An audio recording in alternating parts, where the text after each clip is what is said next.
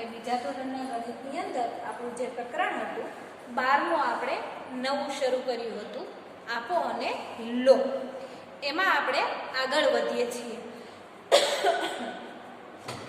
મેં તમને સરવાળા છે એ કરાવ્યા હતા, રકમ નહોતી આપેલી પણ આપણે મોતીના હાર દ્વારા છે એ આપણે સરવાળાઓ ગણ્યા હતા. હવે આના પછી તમારે શું આવશે? બાદબાકી કરવાની આવશે. જેમ આપણે આ હાર છે એના મોતીઓ ગણ્યા હતા, ભેગા કર્યા હતા, કેટલા મોતીમાં કેટલા નાખીએ, કેટલા જૂથનું મોતી હતું, કેટલાના હાર હતા, એવી રીતના આપણે બાદબાકી પણ આપણે આગળ કરવાના છે. અહીંયા સુધી મેં તમને 94 પેજ ઉપર સુધી કરાવ્યું હતું, એનાથી આગળ તમે જોઈ લો. હું બીજી રીતે ખૂબ ઝડપથી કરી શકું, એટલે કે અહીંયા જે જવાબ છે ને એ જ જવાબ અહીંયા આપણને બીજી રીતે અહીંયા ગણાવ્યો છે. હું બીજી રીતે ખૂબ ઝડપથી કરી શકું, સરળ રીતે. જો આરીફ 3 રીમાને આપી દે તો રીમા પાસે 20 થાય, આરીફ પાસે 21 થાય. તેથી 20 + 21 કરીએ એટલે કેટલા થશે? 41 થશે. કેટલા થશે? 41. તમે તેને અન્ય રીતે પણ આપણે કરી શકીએ, લખીને અને લખ્યા વગર પણ ઉમેરો.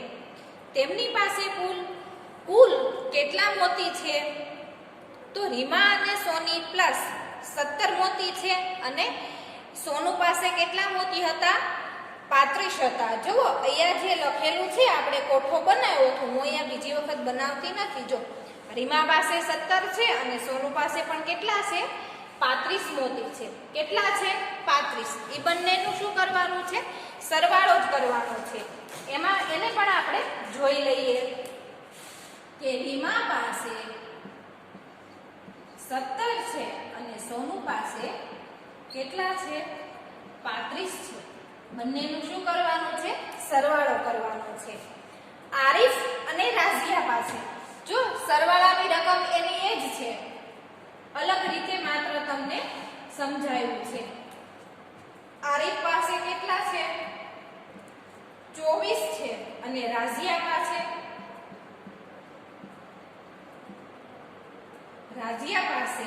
કેટલા મોતી છે? 12 મોતી છે. આ બંનેનું પણ શું કરવાનું છે? સરવાળો જ તમારે કરવાનો આપણને કહ્યો છે. અહીંયા જુઓ, બંનેનો હું પહેલા સરવાળો કરું છું. 7 ની અંદર આપણે 5 નાખીએ એટલે કેટલા થશે? 12 થશે.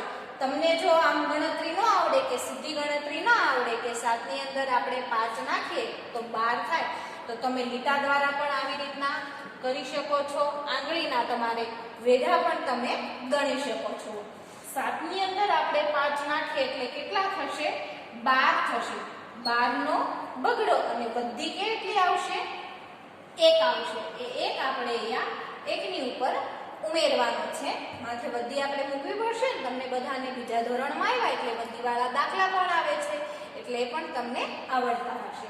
1, 2 અને 3. 3 ની અંદર આપણે આ 2 નાખીએ અથવા 2 ની અંદર આપણે આ 3 નાખીએ એટલે કેટલા થશે? 5 થશે.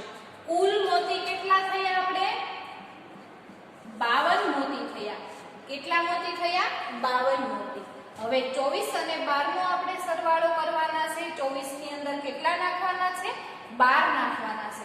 4 ની અંદર આપણે 2 નાખીએ એટલે 6 અને 2 ની અંદર 1 નાખીએ એટલે 3.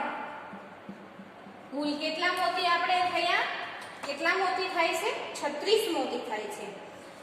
કેટલા વધારે મોતી છે? સોનુ પાસે 35 છે અને આરીફ પાસે 24 મોતી છે. તો હવે શું કરવાનું? કેટલા વધારે મોતી છે? સોનુ અને આરીફ. સોનુ પાસે કરતા આરીફ પાસે કેટલા મોતી વધારે છે?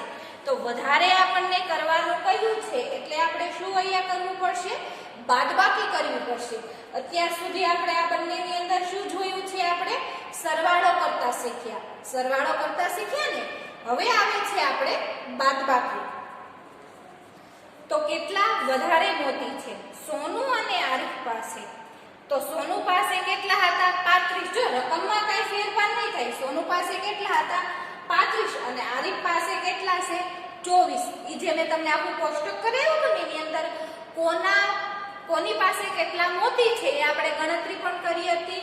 મેં તમને અહીંયા 24 કર્યા તો આપણે 10 ના બે હાર બનાવ્યા હતા અને 4 આપણે અલગ મોતી કર્યા હતા ને અલગ મોતી.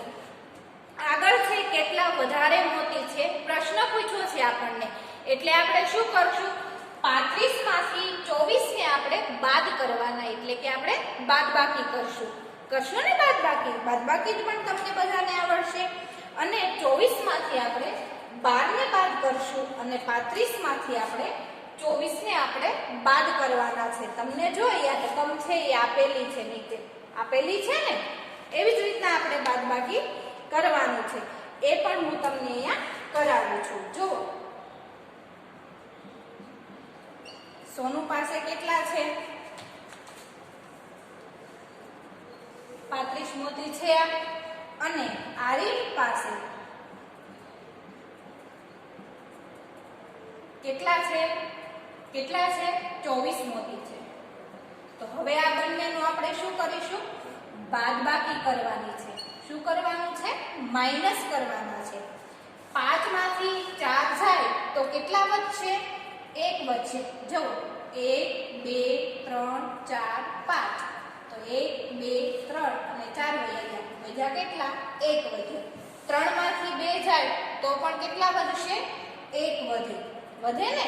તો અહીંયા જવાબ આપણને શું મળ્યો 11 મળ્યો. શું મળ્યું 11. બાજુમાં જુઓ ફરી પાછા આરીફ પાસે 24 મોતી છે એ તો છે જ તે, અને રાજીયા પાસે 12 મોતી છે. આ બંનેનો પણ આપણે સરવાળો કરીએ. 4 માંથી 2 જાય તો 2, એને પણ તમે આમ લીટા કરીને 2 વયા ગયા, 4 માંથી તો 2 વધ્યા અને 2 માંથી 1 જાય તો 1 વધ્યો. 12 જવાબ. હવે તમને એમ થશે કે આ વળી કેવી રીતના બાદબાકી આવી, અલગ રીતે છે થોડી, કે 35 માંથી 24 આપણે અહીંયા બાદ કર્યા, 24 માંથી 12 બાદ કર્યા, કેટલા મોતી કોની પાસે વધારે છે. તો તમારે અહીંયા શું સમજવાનું છે કે સોનુ પાસે આરીફ કરતા કેટલા મોતી વધારે છે 11 મોતી વધારે છે. સોનુ પાસે 35 છે અને આરીફ પાસે કેટલા મોતી છે 24 મોતી છે. કેટલા મોતી છે 24. તો સોનુ કરતા આરીફ પાસે ઓછા મોતી છે ને. આપણને પ્રશ્ન શું પૂછ્યો હતો, જો કેટલા વધારે મોતી છે. તો સોનુ પાસે આરીફ કરતા કેટલા મોતી વધારે છે 11 મોતી, અને આરીફ રાજ્ય કરતા કેટલા મોતી વધારે છે આરીફ 12 મોતી. કેટલા 12 મોતી. પાછળ અહીંયા તમને પૂછ્યું છે સોનુ પાસે આરીફ કરતા 11 મોતી વધારે છે અને આરીફ પાસે રાજ્યા કરતા કેટલા મોતી વધારે છે 12 મોતી. જો હું તમને લખીને બતાવું તો તમને આવડશે કે સોનુ પાસે આરીફ કરતા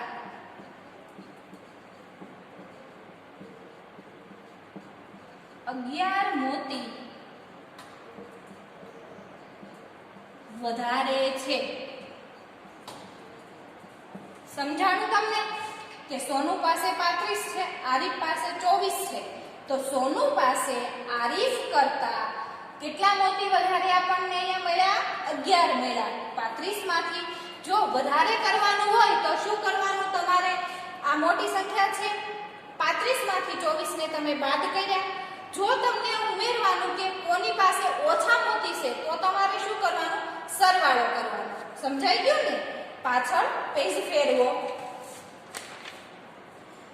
સિમર પાસે રીમા કરતા કેટલા મોતી વધારે છે, અહીંયા પણ વધારે પૂછું તો આપણે શું કરીશું બાદબાકી કરવાની. એને પણ આપણે અહીંયા જોઈ લઈએ.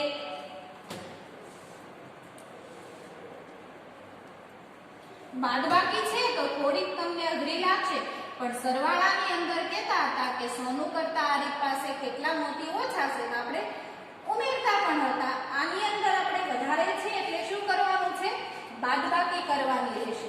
શું કરશો તમે બાદબાકી તમારે કરવાની છે. છે. આવડશે ને બધાને?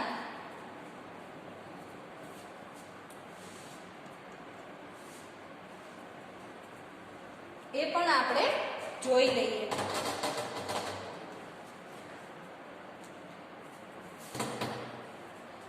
સીમર પાસે રીમા કરતા કેટલા મોતી વધારે છે? મોતી છે, પ્રશ્ન પૂછ્યો છે, તો પણ આપણે શું કરવાનું? સીમરને રીમા કરતા વધારે મોતી છે એટલે સીમાને આપણે શું કરીશું? બાદ કરીશું. તો સીમા પાસે, અહીંયા તમારે પુસ્તકમાં લખેલું નથી પણ તમને સમજાય એટલા માટે લખ્યું. સીમા પાસે કેટલા મોતી છે? 31 છે. અને રીમા પાસે કેટલા મોતી છે? 17 મોતી છે. કેટલા મોતી છે? 17 મોતી છે. તો હવે આપણે શું કરવાનું છે? આ બંનેનું બાદબાકી કરવાની. કીધું ને કે સીમા પાસે રીમા કરતા કેટલા મોતી વધારે છે. તો સીમા પાસે રીમા કરતા કેટલા મોતી વધારે છે? તો 31 માંથી આપણે શું કરીશું? 17 ને બાદ કરીશું. બાદબાકી આવડે છે ને બધાને? તો 1 માંથી 7 જાય? જાય 7 કે ન જાય? ન જાય ને, કેમ કે નાની સંખ્યામાંથી મોટી સંખ્યા બાદ ન કરી શકીએ. મોટી સંખ્યામાંથી નાની સંખ્યા આપણે બાદ કરી શકીએ. જો અહીંયા ઉપર 7 અને નીચે આપણને 1 આપ્યો હોત તો 7 માંથી આપણે 1 ને બાદ કરી શકીએ. પણ અહીંયા આપણે 1 ઉપર છે અને નીચે 7 છે, તો 1 એ નાની છે અને 7 કેવી છે? મોટી સંખ્યા છે. તો આપણે અહીંયા શું કરીશું? દસકો લેવો પડશે ને. તો એના માટે આપણે શું કરીશું? 3 ઉપર આપણે કાપો મૂકીએ અને 1 ઉપર આપણે કેટલા કરીશું? 10 કરીશું. હવે 7 ને કેટલામાંથી બાદ કરવાના? 11 માંથી. આ 10 અને આ 1 એટલે 11 થયા ને આપણે. તો હવે 11 માંથી આપણે 7 બાદ કરીશું તો કેટલા વધશે? આ એક દાખલો છે, હું તમને લીટા કરીને ગણાવું છું. 1 2 3 4 5 6 7 8 9 10 11. તો 1 2 3 4 5 6 7. 1 2 3 અને 4.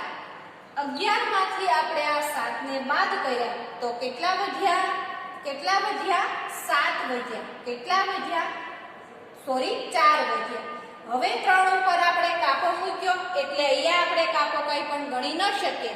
તો 3 ની જે આગળની સંખ્યા હોય એ આપણે અહીંયા ઉપર મૂકવાની છે. તો તમને તરત ખ્યાલ આવશે કે 3 પહેલા શું આવે છે? 2 આવે.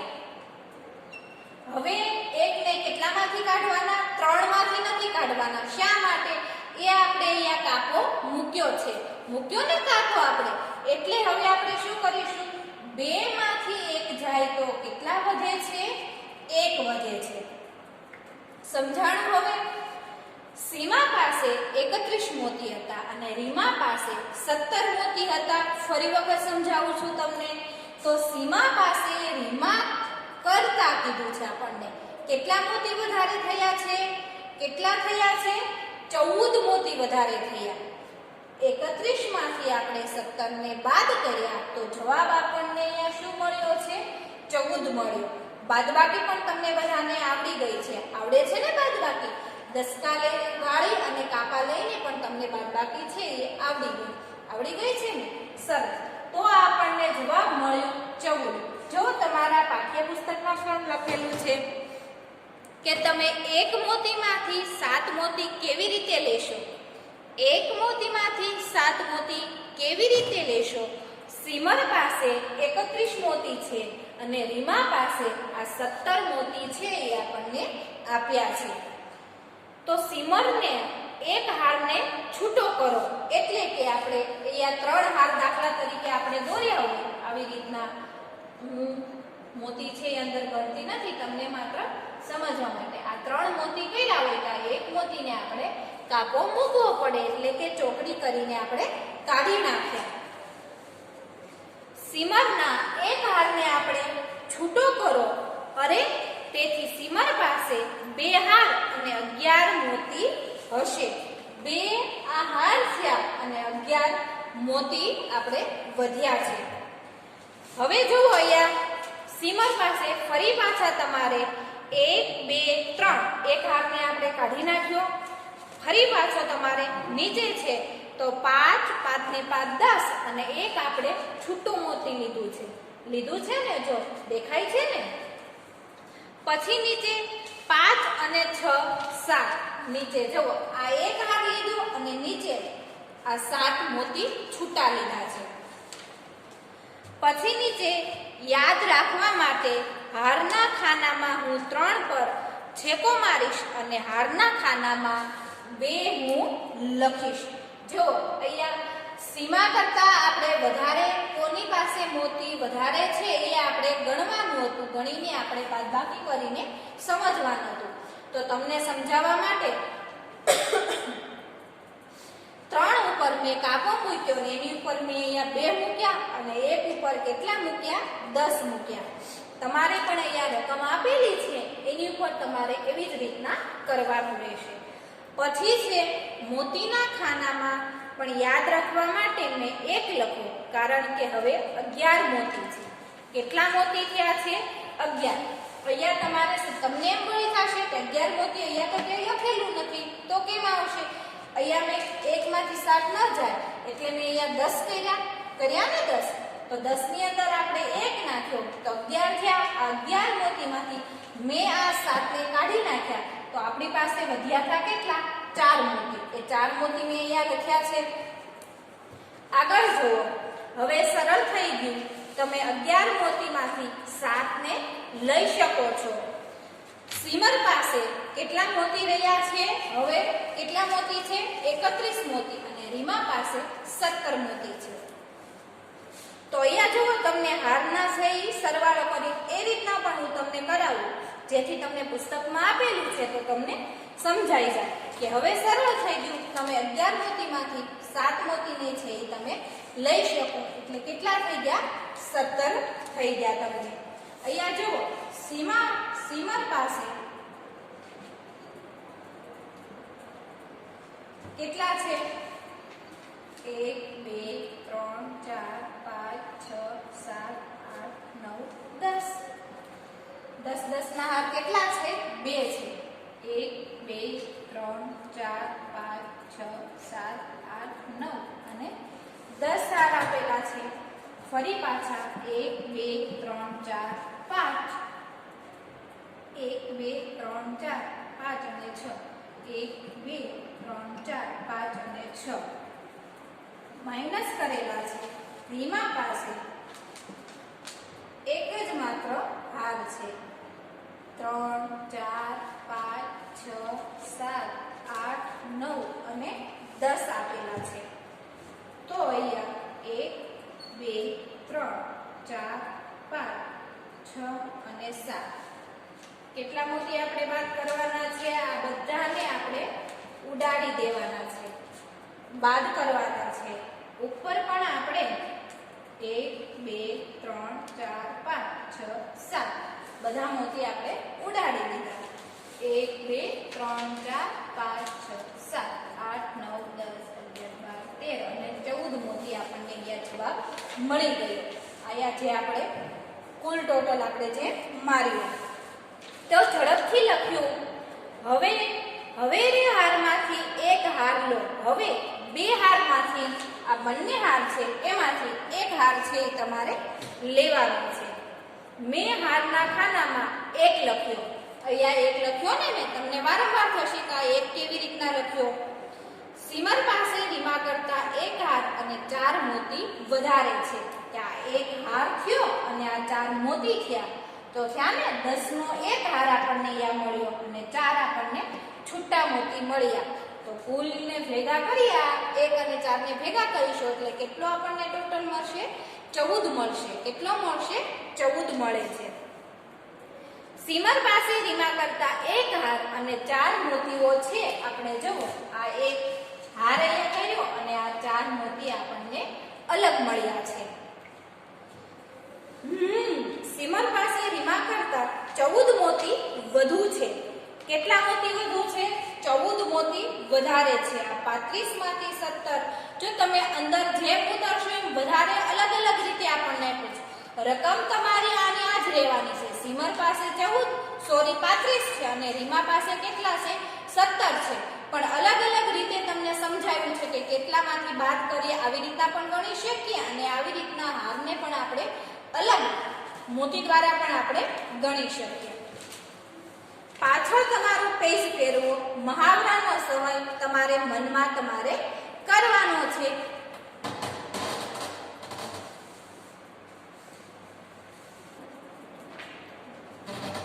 તો આપણે અહીંયા એટલે સુધી રાખીએ છીએ. હવે આવે છે તમારે હોમવર્કનો વારો.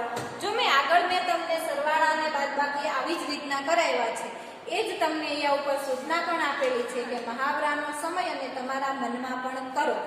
તમને અહીંયા રકમ આપેલી છે કે તનિષા પાસે 17 છે, રિયા પાસે 15 છે, કોની પાસે કેટલા વધારે છે, કોની પાસે કેટલા ઓછા છે, ક્યાં સરવાળો કરવો અને ક્યાં બાદબાકી કરવું, એ મેં તમને જેમ આગળ સમજાવ્યું ને એવી જ રીતના આગળનું જે આ પેજ આપેલું છે તમને રકમ તમને આપી દીધેલી છે.